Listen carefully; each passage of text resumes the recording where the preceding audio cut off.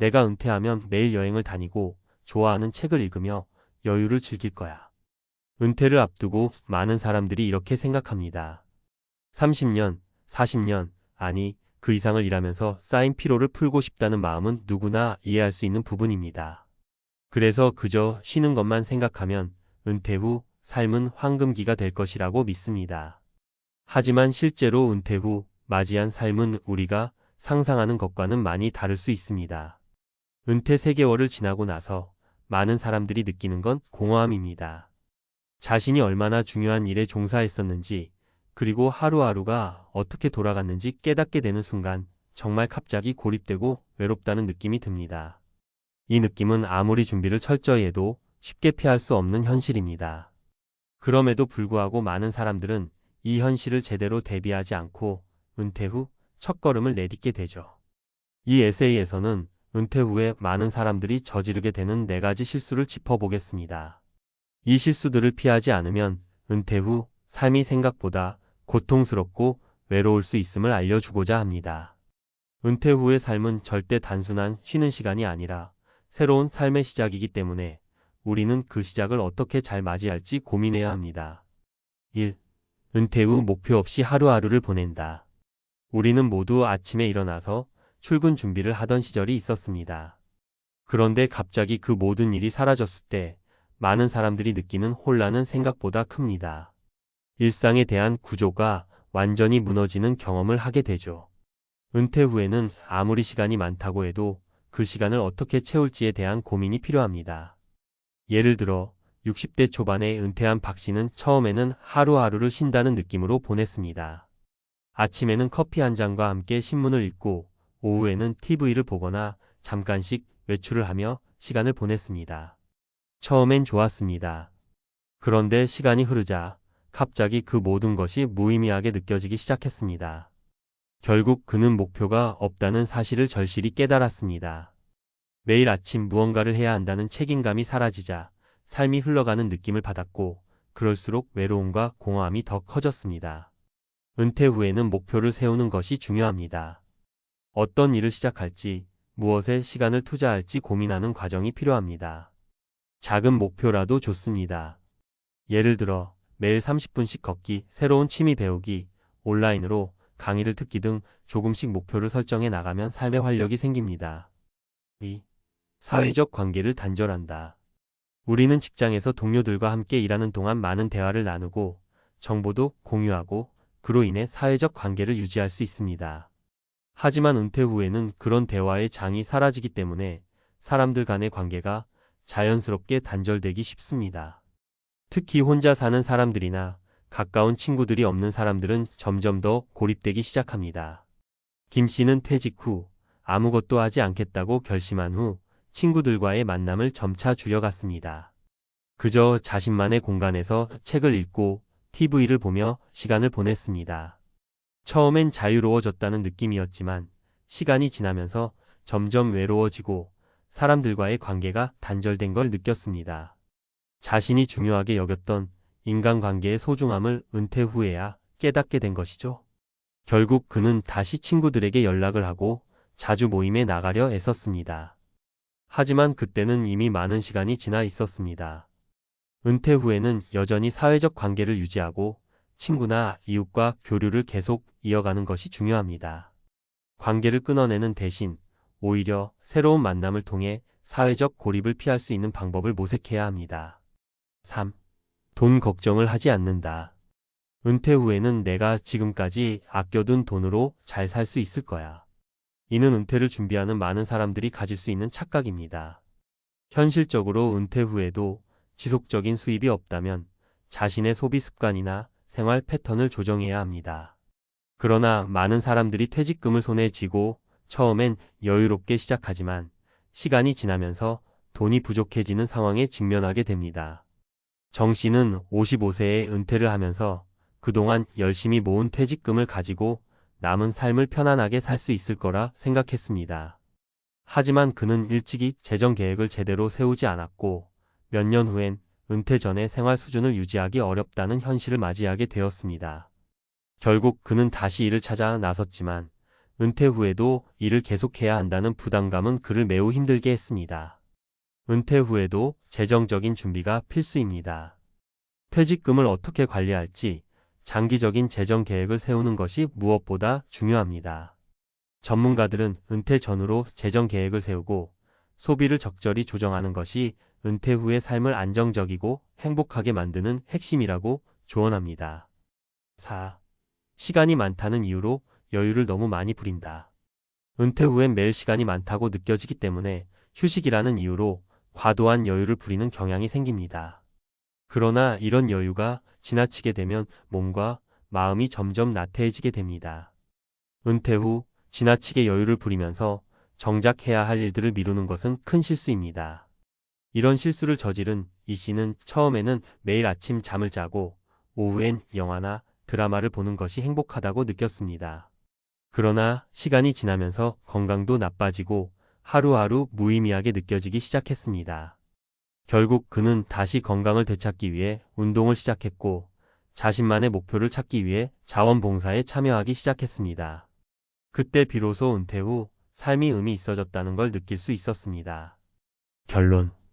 은퇴 후의 삶은 많은 사람들에게 새로운 도전입니다. 하지만 이를 잘못 준비하고 접근하면 쉽게 공허하고 외로운 시간을 보내게 될 수 있습니다. 시간이 많다고 느껴질지 모르지만 그 시간은 오히려 어떻게 활용할지에 따라 삶의 질을 좌우합니다. 은퇴 후 삶을 잘 준비하는 사람들은 목표를 가지고 사회적 관계를 유지하며 재정적으로도 안정적인 계획을 세웁니다. 그리고 여유를 즐기되 그 여유를 의미 있게 채워나가고자 노력하죠. 여러분도 은퇴 후 후회 없이 의미 있는 삶을 살아갈 수 있기를 바랍니다. 은퇴 후 삶을 어떻게 준비하고 그것을 더 나은 방향으로 이끌어갈 수 있을지에 대한 고민은 사실 누구나 한 번쯤 해야 하는 문제입니다. 우리가 말하는 은퇴는 단순히 일에서 벗어나는 것을 넘어서 새로운 인생을 시작하는 중요한 전환점을 의미합니다. 많은 사람들이 이 시점에서 어떻게 해야 할까? 라는 질문을 던지게 되죠. 하지만 그에 대한 답은 결코 간단하지 않습니다. 무엇보다 중요한 건 실질적인 준비와 실행입니다. 1. 재정관리. 퇴직 후 자산을 어떻게 관리할 것인가? 은퇴 후 가장 중요한 점은 바로 재정관리입니다. 이 부분을 제대로 준비하지 않으면 은퇴 후 생활이 급격하게 어려워질 수 있습니다. 은퇴 전에는 월급이 정기적으로 들어오지만 은퇴 후에는 더 이상 그 흐름이 없기 때문에 일정한 수입원을 확보하는 것이 필수입니다. 예를 들어 60대 초반에 은퇴한 김정수 씨는 퇴직금과 함께 모아둔 자산이 있지만 그가 간과한 부분은 자산을 어떻게 효율적으로 운용할지에 대한 고민이었습니다. 김 씨는 처음엔 은퇴 후에 은행 예금으로 모든 자산을 관리했지만 금리가 낮아져서 실제 수익은 거의 없었죠. 결국 그는 몇 년 후 재정적으로 불안정을 느끼고 재투자를 시작해야 했습니다. 실용적인 팁. 자산 분배. 자산의 70%는 안정적인 채권과 예금에 30%는 주식이나 펀드와 같은 위험 자산에 투자하는 것이 일반적인 전략입니다. 그러나 자신이 속한 연령대와 리스크를 감수할 수 있는 정도에 따라 이 비율을 조정해야 합니다. 예를 들어 은퇴 후 510년까지의 기간을 예상한다면 그동안의 자산 변동을 고려해 적극적인 투자처를 선택할 수도 있습니다. 연금 상품 활용. 연금 상품은 은퇴 후 정기적인 수입을 보장할 수 있는 훌륭한 방법입니다. 하지만 연금 상품을 선택할 때는 수수료와 투자 리스크, 수익률 등을 꼼꼼히 따져봐야 합니다. 특히 변동형 연금이나 장기형 연금은 초기 5년 이내에 큰 손실을 볼 수 있기 때문에 신중히 선택해야 합니다. 주의사항. 재정 계획을 세울 때 너무 많은 자산을 한 곳에 집중시키지 마세요. 이는 자산의 분산 원칙을 무시하는 행동으로 특정 금융 상품이 잘못될 경우 전체 자산에 큰 영향을 미칠 수 있습니다. 2. 건강관리. 은퇴 후에도 건강을 유지하는 방법. 은퇴 후 몸이 예전 같지 않다는 사실을 깨닫는 순간이 옵니다. 특히 평생을 일하며 바쁘게 지내온 사람들에게는 더욱 그렇습니다. 몸이 느려지고 체력이 떨어지며 종종 병원에 가는 일이 늘어나는 등 은퇴 후 건강에 대한 우려가 커지기 시작합니다. 이럴 때 우리는 어떻게 해야 건강을 유지할 수 있을까? 하는 질문을 던지게 되죠. 실제로 은퇴 후 몸 관리에 실패한 한 예로 63세에 은퇴한 최영수 씨가 있습니다. 그는 처음엔 매일 아침 요가와 걷기를 시작했지만 시간이 지나면서 점점 일상이 되어버린 힘이 늘어났습니다. 하루의 대부분을 집에서 보내고 운동은 거의 하지 않게 되었죠. 결과적으로 그는 1년 후 건강 상태가 급격히 나빠졌고 의사의 경고를 받고 건강을 다시 관리해야 한다는 사실을 알게 되었습니다. 실용적인 팁: 운동 계획. 은퇴 후에는 자주 운동을 해야 합니다. 적어도 주 3회 이상 유산소 운동 걷기, 자전거 타기 등과 근력 운동 스트레칭, 가벼운 웨이트 등을 병행하는 것이 좋습니다. 특히 60대 이후의 사람들은 근육량이 급격히 줄어들기 때문에 근력 운동이 필수적입니다. 이를 통해 건강한 삶을 유지할 수 있습니다.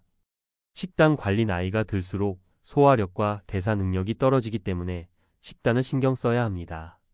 지방, 염분, 당분의 섭취를 줄이고 식이섬유와 단백질을 충분히 섭취하는 것이 좋습니다.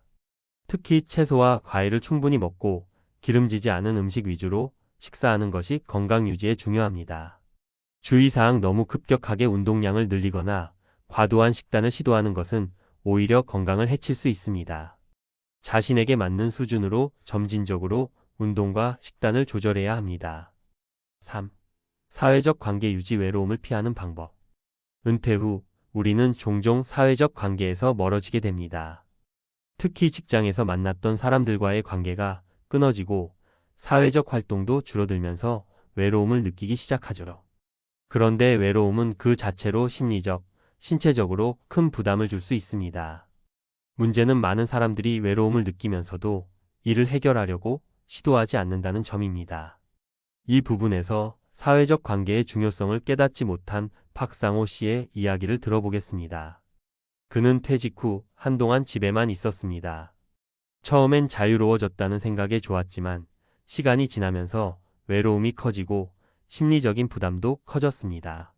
결국 그는 자원봉사활동에 참여하고 동호회에 가입하여 사람들과의 관계를 다시 활성화했습니다.